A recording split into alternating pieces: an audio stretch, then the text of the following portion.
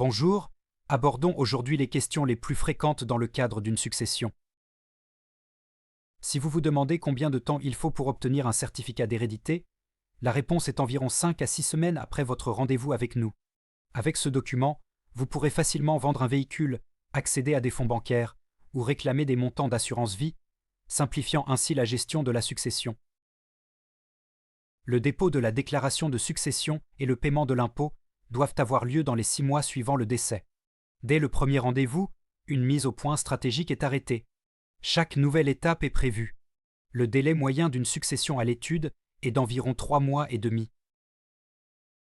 Pour la vente d'un véhicule de la succession, nous vous délivrons une attestation. Il faut distinguer 2 situations. Si la vente intervient dans les 3 mois du décès, vous pouvez faire directement la démarche sur le site de l'Agence nationale des titres sécurisés. Sinon, il faut au préalable immatriculer le véhicule au nom d'un des héritiers. Pour vendre un bien immobilier dans le cadre d'une succession, il n'est pas nécessaire d'attendre la finalisation des actes successoraux. Une fois que tous les héritiers sont d'accord, vous pouvez entamer le processus de vente. De plus, notre service de négociation est à votre disposition pour estimer la valeur du bien.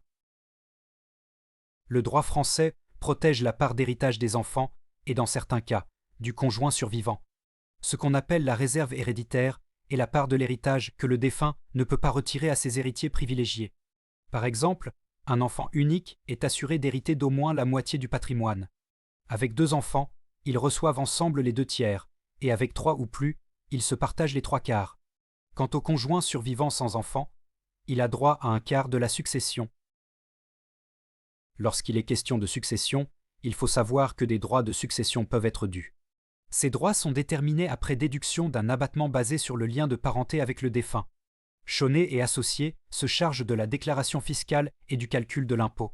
Il est bon de noter que le conjoint survivant, les partenaires de Pacs et, sous certaines conditions, les frères et sœurs vivant sous le même toit sont exemptés de ces droits.